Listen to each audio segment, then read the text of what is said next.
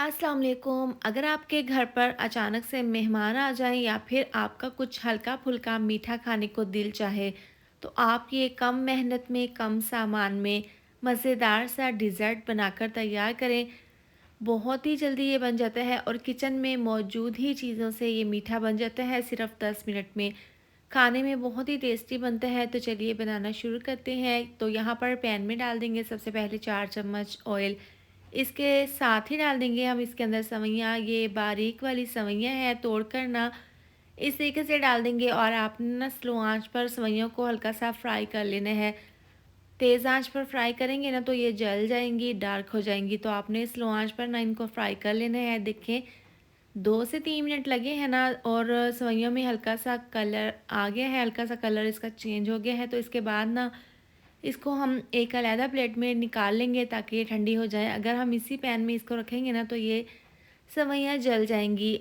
अब इनको ना हमने अलग प्लेट में निकाल लेना है। इसके बाद एक अलग कढ़ाई में ना 1 लीटर दूध डालकर ना मैंने दूध को बॉयल कर लिया था। अब देखिए दूध में बॉयल आ गया है, तो नीचे से आँच हम स्लो कर देंगे और मीडियम आँच पर ना दूध को हम पका लेंगे। 3 चम्मच डाल देंगे बारीक कटे हुए बादाम, 2 से 3 इलायची तोड़कर ना इसी के अंदर डाल देंगे अच्छी सी खुशबू के लिए। अब 1 कप डाल देंगे हम जायके के हिसाब से ना मीठा। आप अगर ज़्यादा पसंद करते हैं ना तेज़, तो आप थोड़ा-सा मीठा ज़्यादा डाल दें। 1 कप चीनी डालकर ना इसको मिक्स कर लेंगे और यहाँ पर दूध को हम 2 से 3 मिनट के लिए पकाएँगे ताकि दूध गाढ़ा हो जाए। अब यहाँ पर ना 1 कप है बॉयल दूध। यहाँ पर नेशनल का मैंगो फ्लेवर में कस्टर्ड है। आप किसी भी फ्लेवर का ना कस्टर्ड ले सकते हैं। 3 चम्मच दूध में डाल देंगे। अगर आप कस्टर्ड ना डालना चाहें ना तो आप 3 चम्मच कॉर्नफ्लोर के डालकर ना वो भी मिक्स करके डाल सकते हैं। उससे भी ये डिज़र्ट ये मीठा बहुत ही टेस्टी बनेगा। अब कस्टर्ड डालकर ना इस तरीके से इसको अच्छे से मिक्स कर लेना है ताकि इसमें एक भी गुठली ना रहे। देखें ये अच्छे से कस्टर्ड वाला मिक्सचर रेडी है। इसको हम एक दफ़ा एक साइड पे रख देते हैं और जो दूध पकने के लिए रखा था ना उसको चेक कर लेते हैं। दूध देखें पहले से अच्छा खासा गाढ़ा हो गया है और जो सेवइयाँ फ्राई की थी ना वो इसके अंदर डाल देंगे। इसको अच्छे से मिक्स कर लेंगे। ये बारीक वाली सेवइयाँ होती हैं तो बहुत जल्दी ये गल जाती हैं। 3 से 4 मिनट लगे हैं, सेवइयाँ हमारी दूध में ना अच्छे से पक चुकी हैं। 3 से 4 इसमें अच्छे से बॉयल आ गए हैं।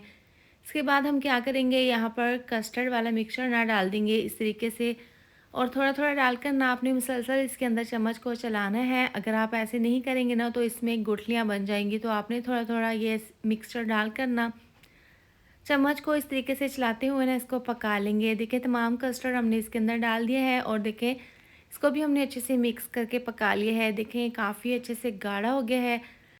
अब चूल्हा ना हम बंद कर देंगे क्योंकि जब इसको हम ठंडा करेंगे ना तो ये ठंडा होने के बाद भी गाढ़ा हो जाएगा। तो आपने इसको इतना ही पतला उतारना है, गाढ़ा नहीं।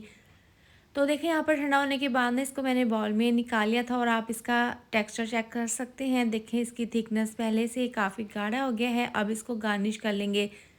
तो यहाँ पर देखिए गुलाब जामुन इस तरीके से रख कर ना बारीक कटे हुए बादाम इसके ऊपर छिड़क देंगे।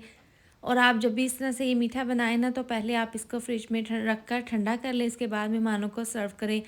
मेहमान यकीन नहीं करेंगे कि कम बजट में, कम सामान में और कम मेहनत में इतना मज़ेदार सा मीठा बनकर तैयार हो गया है और खाने में तो बहुत ही ज़्यादा टेस्टी और लाजवाब बना है। तो आप भी इस रेसिपी को ज़रूर ट्राई करें।